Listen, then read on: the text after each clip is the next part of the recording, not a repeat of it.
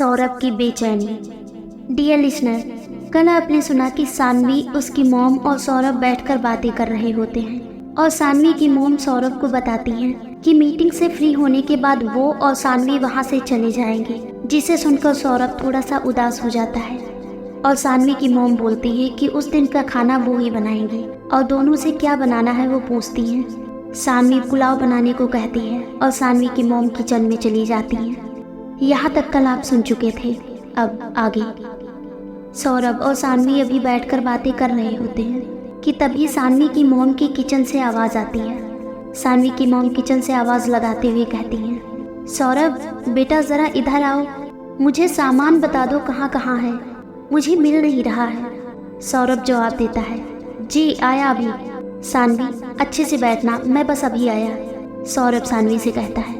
सौरभ सानवी की मॉम के पास किचन में जाता है। सौरभ वहां पहुंचकर मॉम के बताए हुए सारे सामान उनको देता है। सौरभ सामान देते हुए बोलता है, मॉम आपने ऐसा क्यों कहा कि आप और सानवी यहाँ से चले जाएंगे? सच में मुझे कोई भी प्रॉब्लम नहीं हो रही है। इनफैक्ट मैं तो बहुत खुश हूँ कि आप दोनों यहाँ हो और सानवी भी तो यहाँ सेफ है ना। तो ये अचानक से जाने का प्लान क्यों मॉम? सानवी की मॉम राइस वॉश करते हुए कहती है, बेटा ऐसी कोई बात नहीं है, पर हमेशा तो नहीं यहाँ रुक सकते ना। मेरे पैर की वजह से तुम हमें यहाँ लाए थे और अब जब मैं ठीक हूँ तो अब मुझे लगता है कि हम दोनों को यहाँ से जाना चाहिए। सौरभ कहता है, पर सानवी, उसको तो खतरा है, यहाँ पर सेफ है और सबसे बड़ी बात मेरी आंखों के सामने है। सानवी की मॉम बीच में बोलती हैं, तुम अभी बाहर जाओ, सानवी तुम्हारा इंतज़ार कर रही है। जब तक यहाँ है तब तक टाइम स्पेंड करो साथ में, और ये बात हम कल तुम्हारे जैसलमेर से आने के बाद करेंगे या फिर मेरी मीटिंग खत्म होने के बाद। अब जाओ। सौरभ बिना कुछ बोले वहाँ से चला जाता है और बाहर आ जाता है।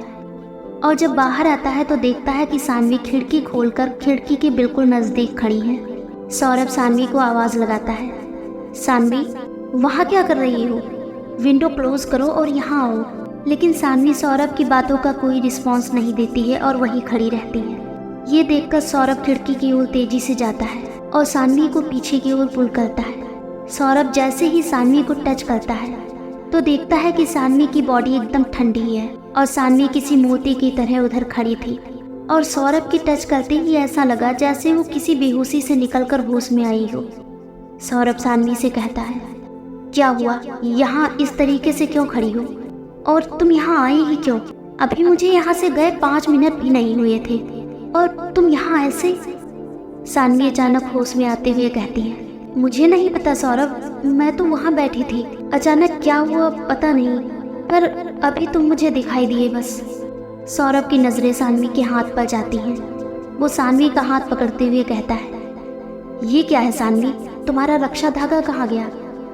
मैंने कहा था तुमसे उसे मत खोलना। सानवी सौरभ को बताती है, अरे मैं तुम्हें बताने वाली थी और मैं भूल गई, बिल्कुल ही मेरे ध्यान से निकल गई बात। जब मैं नहा रही थी ना, तब ये धागा थोड़ा कच्चा सा हो गया और अपने आप ही खुल गया और पता नहीं फिर कहाँ गिर गया।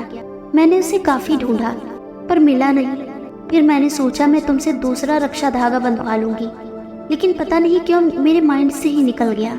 सौरभ सानवी से परेशान होते हुए कहता है, यार ऐसे कैसे भूल गई तुम, इतनी केयरलेस कैसे हो गई तुम? मैंने बोला था ये रक्षा धागा बहुत इम्पोर्टेंट है और तुमने उसे निकाला ही क्यों?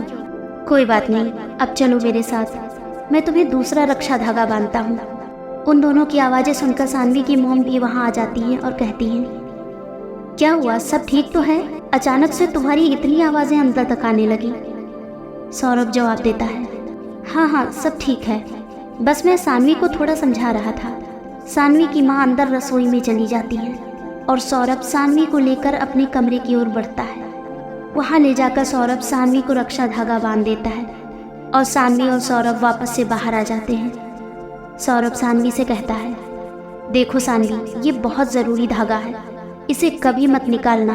अगर गलती से कभी निकल भी गया जैसा आज हुआ है तो प्लीज़ दूसरा बांध लेना और बिल्कुल परेशान मत होना। सानवी हाँ में अपना सिर हिला देती है और सौरभ कहीं ना कहीं ये भांप चुका था कि वो शक्ति का साया यहाँ आसपास है और कभी भी जब भी उसे मौका लगेगा तो वो उस मौके को हाथ से नहीं जाने देगा और जो उससे हो सकता है वो हर संभव प्रयास करेगा। सौरभ वापस उस खिड़की की ओर जाता है और खिड़की को खोलकर एक बार बाहर की ओर देखता है, फिर खिड़की कसकर बंद करके उसे लॉक कर देता है।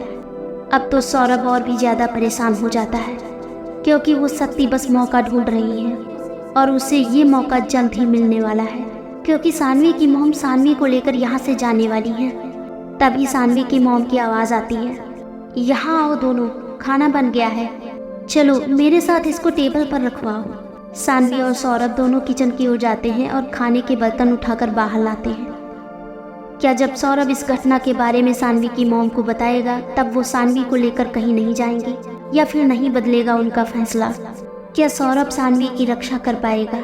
क्या सौरभ सानवी को अकेले छोड़कर जैसलमेर जा पाएगा? जानने के लिए बने रहिए हमारे साथ और सुनते रहिए ये प्यारी सी कहानी रिश्ता पूर्व जन्म का। धन्यवाद।